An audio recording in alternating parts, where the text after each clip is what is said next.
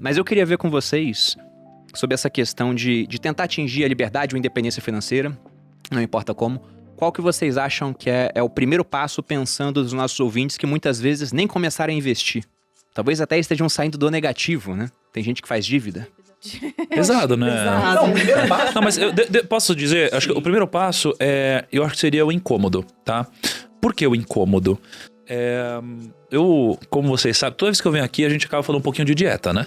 Você que tá pressionado por isso. Eu tô pressionado. É que eu não tô perto de você, Malu. Você fica falando todo... A Malu é uma pressão. Tô pressionado. A Malu é uma pressão. Meu Deus, não põe a Malu na minha cabeça.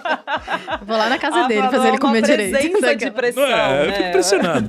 Aí, assim, quando a gente fala de dieta, uma coisa apareceu pra mim esses dias, né? Eu tô incomodado. Eu preciso mudar. Isso é nítido, porque se você tá sempre falando disso, é Exato. porque você está incomodado, de fato. Só que Você falou isso é nítido, eu pensei, o que ela vai falar? é nítido isso. Falei, caraca. Porra, calma aí. Fiquei um pouco tensa. Quando esse podcast sair, as coisas já mudaram. Olha só. Aí, já faz um corte disso, Rael. É nítido. Por isso tá o título assim. Que sacanagem, eu sempre vi.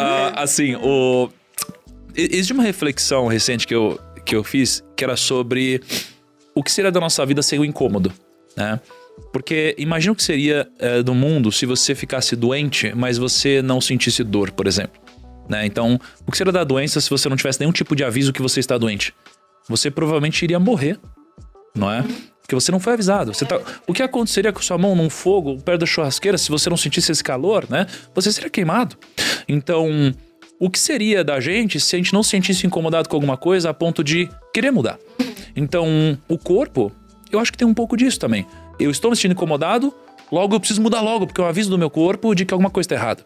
E nos negócios também acontece, né? De repente, putz, tem alguma coisa errada com o time, tem alguma coisa acontecendo. É o incômodo te dizendo que alguma coisa precisa mudar porque tem algum risco iminente. Que seja por causa da sua intuição, ou seja por causa da sua percepção realista, algo está acontecendo. Então, quando a gente fala de a primeira coisa em busca da liberdade financeira, primeiro alguma coisa precisa te incomodar, porque ela não é óbvia para as pessoas. Primeiro porque a maioria das pessoas nem sabe o que é. A minoria das pessoas, de fato, tem vontade de buscar atingir isso. E algumas outras acham que é impossível você chegar lá. Então, se você não se sentir incomodado de não ter a liberdade financeira, como que você vai buscar um caminho para chegar lá? Então, o primeiro passo para mim é o incômodo. E a partir desse incômodo, eu acho que você precisa criar um plano, assim. E pra mim, isso fez muita diferença na minha vida particular. Tem a ver com você ter algum múltiplo do seu custo mensal investido de forma extremamente conservadora. E eu gosto do número 3 aí, pelo menos 3 vezes. Então, o que eu sempre incentivo as pessoas... Algum motivo místico? Porque a gente tem um quadro aqui sobre isso. Liberal. Já ouvi dizer, somos 3 irmãos, lá em casa, brincadeira. Porque Jesus. Porque Jesus. Na verdade, pra mim tem muito a ver com... Se você tem só uma vez o seu custo mensal guardado, aquilo te dá uma baita de uma incerteza. Assim, eu acho que eu aplico muito o que aconteceu na minha vida. Quando eu comecei a sentir que eu podia fazer o que eu quisesse, a partir do momento que eu tinha umas 3 vezes o meu custo mensal guardado. E aí eu falo para as pessoas fazerem isso. Calcula, coloca no papel mesmo. Não é para ficar, não precisa pôr o cafezinho ali necessariamente, tal, não vai ser isso, mas coloca aqueles custos principais, aqueles que você teria no mês. Se hoje caiu o mundo, fiquei desempregado. O que eu gastaria num mês? É claro que num mês desse eu não sairia... Eu sempre falo, não corta o Netflix, porque senão você vai entrar em depressão e não vai nem fazer nada. Virou custo essencial, né? Não corta o Spotify, porque você precisa ouvir os sócios na não, sua depressão. Não, mas você pode assistir os Tem sócios uns outros bons sem aí assinar, também, tá? Tem uns outros bons aí então também que ótimo. dá pra ouvir. Perfeito. Mas coloca ali os custos mensais básicos Mas, mesmo. viu, gente, não precisa assinar o Spotify pra poder ter sem o anúncio. A galera acha que tem que pagar, né? Não. É de graça. É de graça. É de graça. É. Pra então podcast tá bom. não tem Inclusive, anúncio se no você meio. estiver no YouTube e quiser sabia. ouvir em segundo plano, se colocar pra tocar, mesmo se você não estiver interessado, só pra dar audiência pra gente, pode E deixar fica até tocando. o final, assim. Que isso, até o final é o mínimo que a gente espera de Com você. todos os computadores da casa ligados. Não é que a gente quer muito engajamento, retenção. Bota Primo Cash em um, sócios no outro, JJ em outro, e a gente E o vai site assim. da Speech no outro. Olha lá. Mas enfim, aí você coloca, planilha aquilo rapidinho, multiplica por 3 e investe. E isso aqui não é pra Mas botar em isso é o bolsa. custo não mensal, é pra, é isso? É o seu custo. E não, assim, não é pra pôr em cripto isso, não é pra pôr, não, investe é título do Tesouro Selic mesmo, aquela coisa bem conservadora. Você tá pensando na reserva de emergência, então seria o primeiro passo pra você. Pra mim é isso. Assim, tem gente que gosta de fazer ela maior, assim, ela seria entre 3 e 12 vezes seu custo mensal, mas acho que 3 vezes te dá aquela tranquilidade de caiu o mundo, você para, pensa, o que eu vou fazer, você tem 3 meses ali pra se reorganizar. Não digo que esse é o seu único investimento, mas pra começar, pra mim, tem que ser isso. Porque aí você vai se sentir segura pra dizer não porque não é legal pra você, pra sair de um relacionamento ruim, pra poder sair de um trabalho ruim. Pra mim é o primeiro passo. E é claro que você não vai começar com 3, você vai construir um plano. Quanto eu posso pôr por mês até chegar nos 3? Mas sabe que tem uma coisa que mudou na pandemia pra mim, assim. Porque eu tinha na cabeça algo parecido com isso também. Pode ter de 3 até a 6 ali eu tinha na pandemia. E eu fiquei muito assustado com o que aconteceu na pandemia. Porque, putz, há tanto tempo, né? A gente falava, 6 meses de custo mensal, não sei o que lá. E a gente ficava pensando, a pandemia tinha acabado de começar, né? Vai durar 1 mês, vai durar 2 meses. Olha, por isso você tem que ter um fundo de emergência e tal. Aí, de repente, o negócio durou mais de 1 ano. 1 ano e meio. Tá durando. Eu falei, cara... Aí, uma coisa que mudou pra mim foi... Acho que 3 meses te deixa super confortável, né? Mas pra mim, eu trouxe isso pra um outro nível pra mim. Eu gosto muito de me sentir seguro, assim, ultra seguro, talvez, sei lá. Então, na minha cabeça, eu mudei esse de 3 pra 12, sabe? Acho que eu fiquei meio traumatizado com a pandemia. Eu falei, cara, imagina se a pandemia acontece de novo. É uma coisa mais longa. Aí eu acabei alongando um pouquinho mais, sabe? Mas eu concordo perfeitamente, você tem que ter outros investimentos. Só que como hoje o juro tá muito baixo e essa reserva de emergência pra mim, eu não topo CDB, eu não topo fundo de crédito, é assim, título Tesouro Selic. Mas aí, Luciana, sabe? por exemplo, você não topa o CDB, mesmo com o Tesouro Selic sofrendo com aquele deságio? E pra mim tá tudo bem, porque eu sei que o governo tem a maquininha de dinheiro, assim, o que ele vai fazer é imprimir mais, se precisar pra me pagar, vai dar inflação e tal, mas o meu ele vai pagar. Eu já vi banco grande quebrando. O que é o Tesouro Selic? Vamos voltar nessa questão do deságio antes, né? Por que eu perguntei pra Luciana? Ela falou da reserva de emergência, 3 meses, o Thiago já puxou pra 12. Eu sempre falei em 6, eu sempre falei em 6, mas é ótimo começar com 3, até porque a gente sempre fala isso, 6 meses, 6 meses, 6 meses. Né? Tipo, exatamente. Acho que o primeiro passo é você começar, até porque se você for esperar realmente, olha, finalizar essa fase e ter 6 meses do seu custo de vida, que pra muitos é igual a renda, né? Porque o cara gasta tudo que ganha. Vamos supor que você poupe 10% do que você ganha ao mês.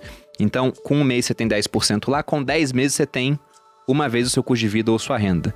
Pra você ter 6, são 60 meses, são 5 anos. Então, nesse caso, já são 2 anos e meio montando a reserva. Só que, como você falou, é uma reserva que vai render muito pouco. Porque hoje a gente tem uma Selic que acabou de ser elevada aí em 0,75. Ela tá em 4,25, mas a inflação tá em 8. Então, na verdade, você está deixando um dinheiro lá que, apesar de nominalmente estar aumentando em termos reais, ele está perdendo poder de compra. Só que a minha pergunta foi da seguinte maneira. Os títulos do Tesouro, eles têm uma variação de preço. E o Tesouro Selic, ele tem tido uma variação para baixo em alguns momentos. O preço dele tem caído por conta de movimentos aí numa parte pré-fixada. A gente vai ficar muito complexo isso, né? Mas ele tá caindo um pouquinho de preço. É por isso que eu perguntei pra Luciana, será que vale a pena deixar no Tesouro Selic? Você não prefere correr o risco de um CDB de um bom banco, tipo um Itaú da vida, que hoje paga 100% do CDI, que é quase igual a Selic? Então, na verdade, até pra quando eu for, eu não quero que a pessoa tenha só 3 meses de reserva de emergência. Pra mim, aqueles 3 meses tem que ser título público do Tesouro Selic. Só que quando eu passo dos 3, aí eu já topo crédito, eu já topo outras coisas. Por quê? Porque eu já vi banco grande quebrando lá fora, por mais que tenha proteção de fundo garantidor de crédito, até liberar esse dinheiro. Eu tô falando da reserva de emergência, o dinheiro que eu quero na minha mão a hora que for. E eu que é um lugar onde você consegue tirar em qualquer momento, rapidamente, né? Rapidamente. E ainda prefiro fazer via fundo, óbvio, né? Porque eu amo fundos de investimento, mas não só por isso. Porque tem fundo taxa zero hoje em várias corretoras que investem só em título do Tesouro Selic, que o resgate é no mesmo dia. O Tesouro Direto, o resgate é no dia seguinte. Então, pra mim, você resolve esse medo quando você tem esses três, você se sente livre.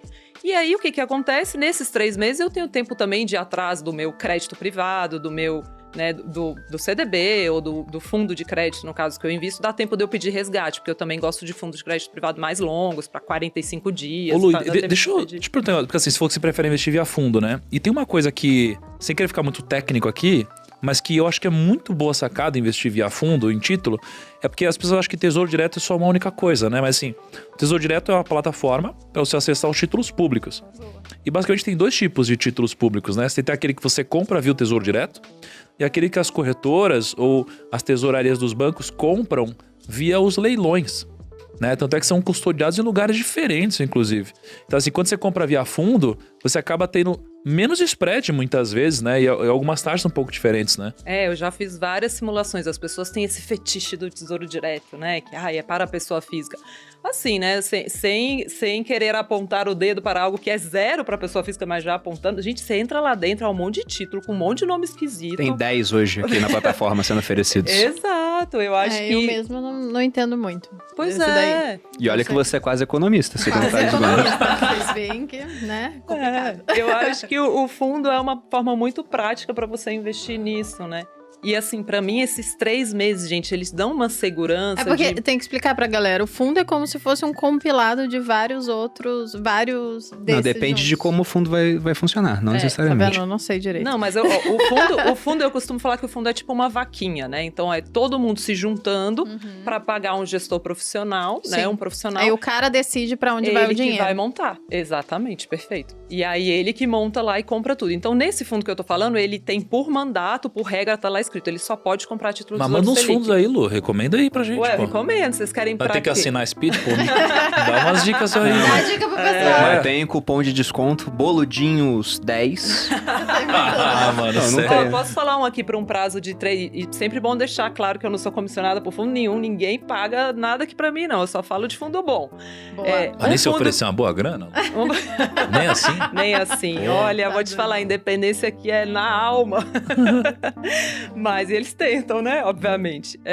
Então, tem um fundo que vai abrir em agosto, que é o Multimercados, muito legal, mas isso não é para reserva de emergência, que é o Ibiúna. São 2 ex-diretores de política monetária do Banco Central que tocam, o Mário Toros e o Rodrigo Azevedo. Toda vez que abre é uma correria.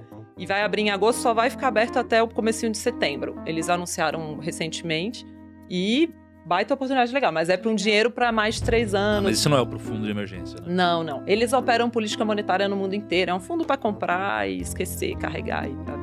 Mas é outra coisa. Mas Vocês dá pra pediram uma atingir recomendação, eu dei. Dá pra atingir a liberdade financeira? Colocando uns 300 reais? Eu não nisso aí? colo... Não, 300 reais. Uma vez Essas só, são as né? perguntas, né, que as pessoas fazem. A gente abriu aqui, ó, abriu uma caixinha no Instagram pra pegar perguntas da audiência. E tem pergunta sim, né? 300 Se eu reais. colocar Tem. um salário mínimo, em quanto tempo vou ter O 1 pessoal milhão? acha que é milagre, né? Não, Gente, eu costumo, não.